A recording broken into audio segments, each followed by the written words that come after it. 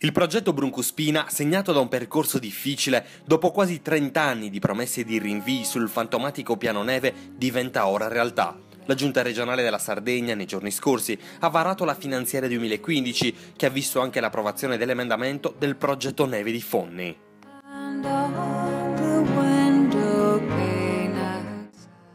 Sì, finalmente diventa realtà, noi ci abbiamo creduto fino in fondo, abbiamo sempre sostenuto che questo progetto non poteva essere definanziato per diversi motivi, finalmente è andata in porto con una vicenda molto travagliata, però l'importante è che entro un mese noi riusciremo, credo un mese e mezzo, a bandire finalmente la gara.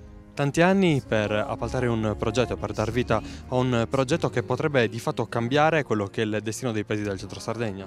Sì, ne siamo convinti, siamo sicuri che questo potrà essere un volano che permette a Fonni finalmente di utilizzare al pieno quella che è la risorsa fondamentale del paese, che oltre a quella dell'imprenditoria deve essere quella del turismo. Un turismo chiaramente che non è limitato alla neve, ma con la realizzazione della seggiovia dovrà essere un turismo che dura 12 mesi l'anno.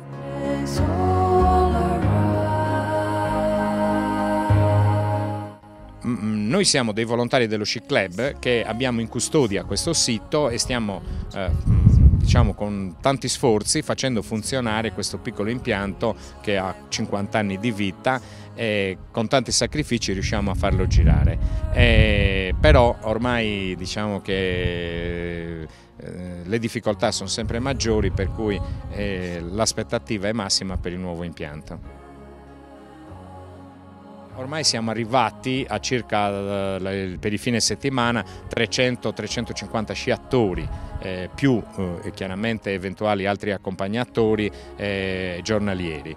Non vediamo l'ora affinché venga realizzato il nuovo progetto, che sicuramente consentirà il raddoppio, se non diciamo anche più del doppio degli sciatori. Il progetto cosa prevede?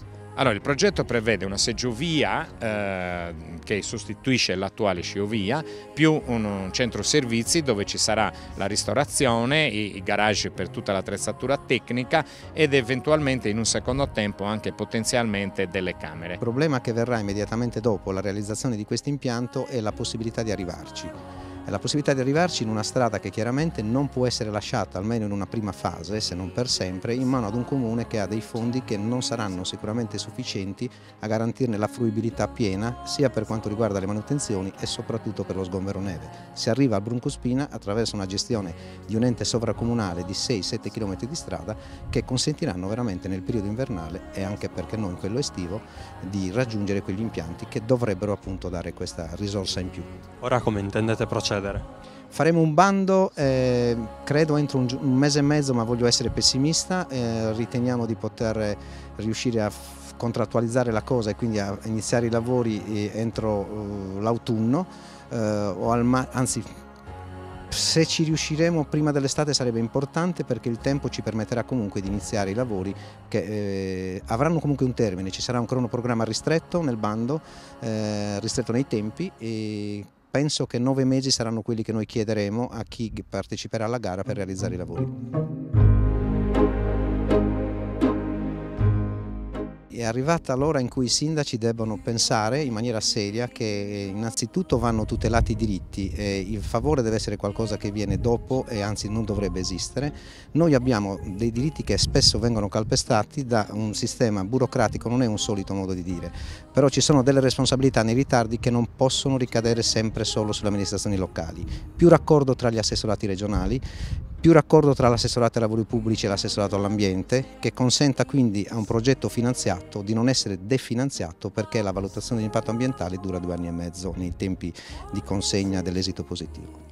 La realizzazione del progetto del Bruncuspina è una risorsa fondamentale per il rilancio di tutto il territorio del centro Sardegna. Attraverso l'attuazione del progetto si potrebbero creare nuovi posti di lavoro e le attività, che stanno attraversando un momento di crisi drammatica, riuscirebbero finalmente ad avere un respiro per riprogrammare il futuro. E in questi fine settimana, sia quest'anno che l'anno scorso, nei 5-6 fine settimana che noi apriamo l'impianto, normalmente la ospitalità, cioè la totalità delle camere disponibili a Fonni, che non sono poche, sono circa 400 posti letto, vengono sistematicamente esaurite. Quindi se noi riusciamo a potenziare questa struttura, ad aumentare il numero degli sciatori, è chiaro che Fondi si dovrà adeguare aumentando la sua potenzialità recettiva e sicuramente i paesi vicini a sua volta godranno eventualmente di turisti che non troveranno posto all'interno del comune di Fondi. Queste settimane cosa è successo qui a Gavoi nelle giornate in cui tanta gente si è recata a Fondi per andare a sciare? No, queste settimane è venuta molta gente da noi, ma non solo, ma in tutti la ristorazione o gli alberghi erano pieni. E il problema è che non funzionavano gli impianti.